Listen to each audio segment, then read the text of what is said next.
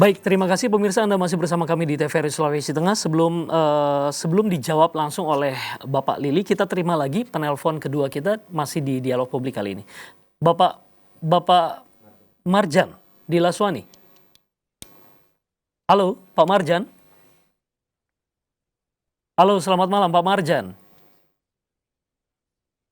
Pak Marjan di Laswani, ya mungkin terputus ya. Silakan kembali menghubungi line telepon 0451 452 414. Pak Lili, langsung saja dengan penelpon kita tadi.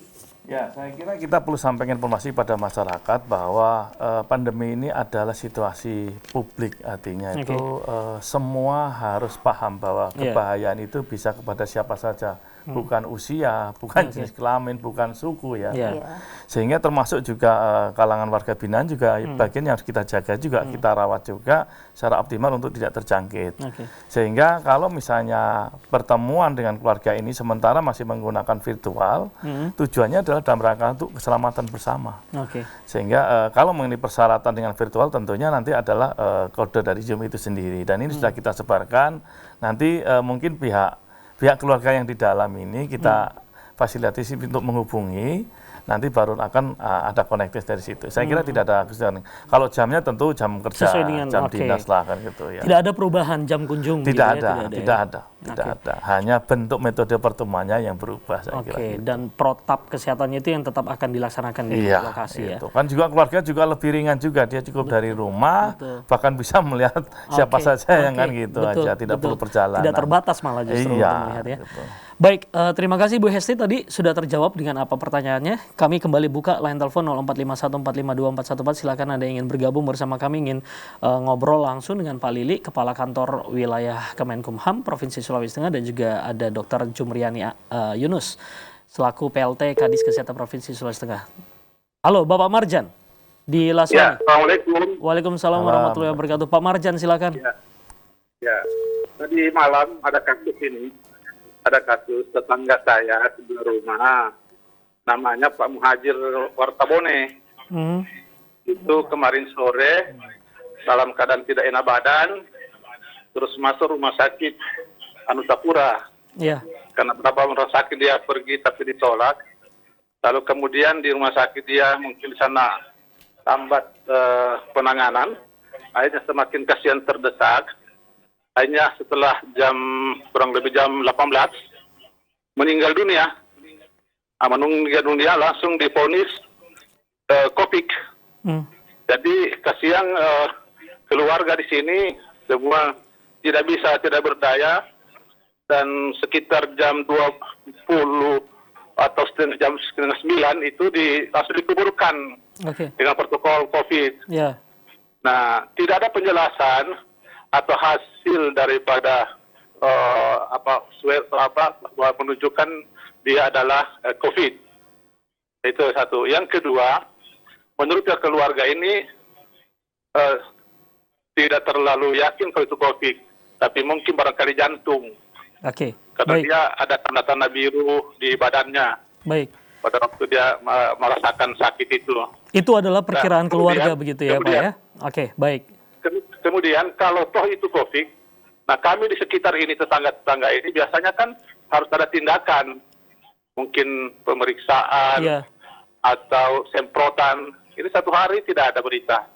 Bahkan menurut keluarga bahwa hari ini tidak ada berita meninggal untuk Kota Palu. Nah, ini perlu klarifikasi karena kasihan keluarga, sangat berduka. Mestinya kan harus ada tindakan dari pihak rumah sakit, paling tidaklah ada dikunjungi, dijelaskan. Baik, Pak. Baik, Pak Marjan di Laswani, kami sudah tangkap apa yang dimaksud begitu. Terima kasih sudah bergabung bersama kami. Dr. Ani, selaku PLT Kadis Kesehatan Provinsi Sulawesi Tengah, tanggapannya? Ya, untuk pasien yang masuk ke rumah sakit dengan gejala atau dengan suspek itu merupakan hak dari dokter spesialis yang menangani hal tersebut, bahwa ini dinyatakan sebagai suspek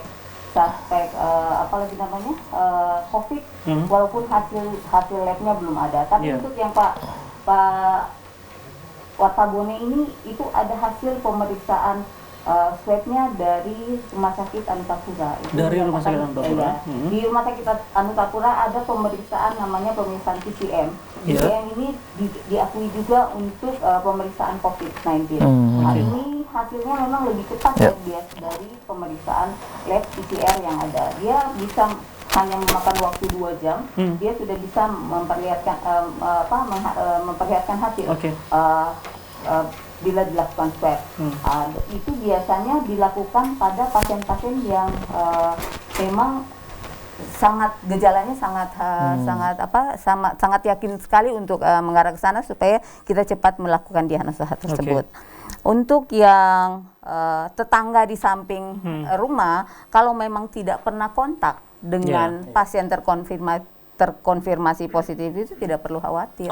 Karena virus ini tidak akan terbang sendirinya dari rumah yang satu ke rumah yang lain bila tidak ada perantaranya untuk itu. Kalau memang tidak pernah kontak terus jaraknya lebih daripada 2 meter antara rumah satu dengan rumah yang lain, tidak perlu khawatir karena memang stigma di masyarakat ini yang apalagi namanya yang selalu menggambarkan bahwa begitu ada yang positif di daerah situ kita harus semprot dan sebagainya untuk di daerah sebenarnya tidak perlu. Kalau memang tidak ada kontak dan sebagainya itu tidak perlu kita lakukan pemeriksaan.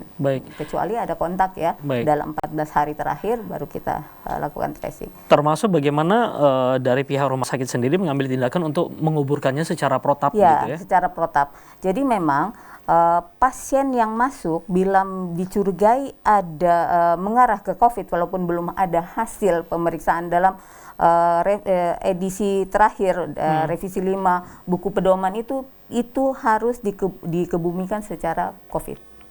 Itu dinyatakan sebagai kasus probable.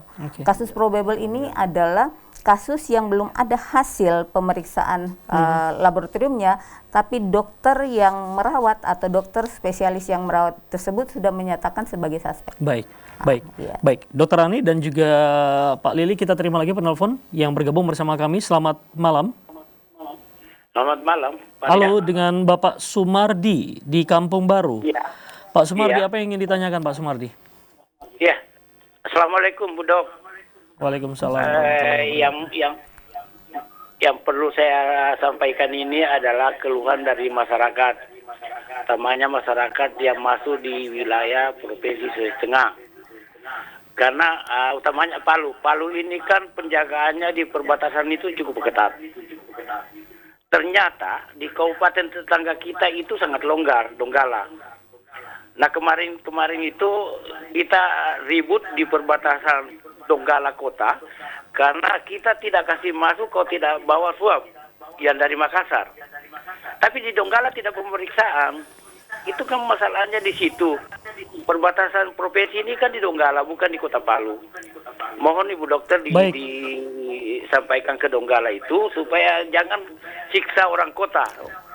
Baik Pak Sumardi di Kampung Baru, kami sudah tangkap apa yang dimaksudkan. Terima kasih sudah bergabung bersama kami karena kami juga sudah sangat terbatas dengan waktu. Dokter Ani, tanggapannya? Baik, memang singkat saja. untuk semua perbatasan antar provinsi itu harus dijaga ketat. Itu menurut ada surat edaran gubernur untuk hal tersebut. Dan gubernur juga meminta semua perbatasan antar provinsi dari Gorontalo, dari apalagi Sulawesi Barat, dari Sulawesi Selatan itu dijaga ketat. Memang harus masuk dengan menggunakan hasil swab PCR yang non reaktif. Terima kasih yang sudah bergabung bersama kami. Saya kembali ke Pak Lili. Kita kesampingkan terlebih dahulu, sampingkan dulu soal COVID. Saya berbicara tentang bagaimana pelaporan pemilik manfaat oleh suatu korporasi, begitu. Apakah pelaporan pemilik manfaat ini jika tidak dilaporkan itu akan mendapatkan sanksi? Oh iya. Seperti apa? Itu biasanya kan muncul bentuk dampaknya. Dampaknya. Jadi misalnya kalau ada kepemilikan manfaat yang disalahgunakan dalam tindak pidana, ya misalnya terlibat dalam teroris, peredaran narkoba, korupsi dan sebagainya, itu kan akan menjadi ikutan dalam pemeriksaan. Jadi saya kira itu adalah resiko secara excuse kalau memang itu ada bukti-bukti kejahatan. Gitu. Ya, kasus berbeda juga yang dialami masyarakat selama ini. Kadang ketika mereka berurusan dengan, mohon izin, dengan salah satu profesi, kita sebut saja notaris. Begitu jika ternyata notaris yang dipilih oleh masyarakat tersebut yang dalam pengurusannya ini ternyata melakukan tindakan yang sedikit merugikan klien, begitu. Apa yang perlu dilakukan dan juga bagaimana? Saya kira kita sudah punya lembaga di dalam kementerian kita yang melakukan pengawasan dan juga penindakan dalam bentuk mahkamah kehormatan. Kalau memang ada pengaduan atau hasil dari monitoring kita ada pelanggaran, apalagi pelanggaran itu bisa menjerumus kepada pidana misalnya, itu kami harus turun melakukan pemeriksaan. Itu sehingga perizinan untuk pemeriksaan polisi pun menunggu dari pemeriksaan mahkamah penotariatan. Baik, untuk melaporkan tentang kekayaan intelektual seperti apa juga? Itu sudah tergabung dengan aplikasinya. Hanya masyarakat kita berikan sosialisasi pemahaman apa saja sih yang bisa diajukan sebagai bukti kekayaan intelektual itu. Apa saja kira-kira, Pak Lilik? Saya kira ada 6 bentuk gitu ya. Ada budaya komunal, ya tarian tertentu, kekayaan masyarakat, ada kekayaan alam, ada hak cipta misalnya karya, penulisan atau lagu dan sebagainya. Itu ada dan itu sudah kita berikan ruang informasi terbuka pada mereka melalui aplikasi kita. Jadi silahkan aja dibuka. Baik, sekali lagi aplikasinya adalah Silakom, ya, Silakom itu. Silakom. Ya. Jadi langsung masuk saja dan masuk sudah di bisa terhubung. Bisa ketemu fit. Baik, kita sudah berada di segmen terakhir pemirsa. Waktu kita sudah sangat terbatas, 35 menit. Saya ingin menanyakan dulu kepada PLT Kadis Kesehatan Provinsi Sulawesi Tengah. Kondisi saat ini memang masih terus mengkhawatirkan Dr. Ani dan tentunya dari pihak Dinas Kesehatan Provinsi Sulawesi Tengah dan juga pemerintah tentunya dalam hal ini terus melakukan penanganan yang serius begitu ya. Apa yang paling dihimbau oleh pemerintah saat ini kepada masyarakat Sulawesi Tengah, khususnya Kota Palu yang saat ini sedang menyaksikan kita? Yang paling utama itu 3M itu. Ya. Pakai masker, jaga jarak, cuci tangan. Sudah sangat efektifkah 3M ini? Itu yang sampai saat ini yang memang bisa memutuskan rantai. Yang lain itu tidak. Kita lakukan edukasi kepada masyarakat. Kalau mereka tetap tidak melaksanakan 3M ini tidak akan berhasil. Tidak akan berhasil karena penularan ini hanya dilakukan lewat droplet. Droplet. Jadi dengan jabat tangan, dengan tidak pakai masker antara 2 orang yang tidak berpakai masker, resiko terjadinya penularan itu sangat besar. Jadi yang paling penting ke masyarakat itu lakukan 3M ya. Menggunakan masker, mencuci tangan, dan menjaga jarak. Itu. Baik, untuk rapid dan juga swab di PCR itu sendiri biayanya bagaimana, Dok? Untuk sekarang sudah terjangkaukah untuk masyarakat saat ini? Ya, itu ada edaran dari Kementerian Kesehatan bahwa untuk rapid itu 150.000 maksimal dan untuk swab itu 900.000. Sekarang untuk yang swab test di Labkes itu tidak, kita semua gratiskan, tidak ada pungut biaya ya untuk itu. Buat mereka memang sudah punya gejala dan memang harus harus dilakukan pemeriksaan di situ. Kemarin Prodia juga sudah menyampaikan kepada kami laboratorium yang swasta yang sudah melakukan pemeriksaan swab itu mereka sekarang sudah tidak mahal lagi seperti yang dulu sebesar 2,5 juta. Sekarang mereka maksimal itu 1 juta. Sudah 1 juta per. Cuma yang maksimal yang sampai sekarang belum masih 1.800.000 ya. Pak Lili, selaku tuan rumah untuk dialog kita pada malam hari ini dalam pelayanan kepada masyarakat di kantor wilayah Kemenkumham Provinsi Sulawesi Tengah di masa pandemi COVID-19 ini, apa yang paling krusial yang ingin disampaikan? Saya kira adalah kepatuhan masyarakat terkait dengan protokol kesehatan dan memang mungkin kita akan bergerak kepada protokol ini harus dalam bentuk regulasi mungkin sehingga kepatuhan itu bisa dipertanggungjawabkan juga secara hukum dan secara sosial gitu. Mungkin kita akan bergerak ke sana bersama dengan aparat yang lain lah. Baik.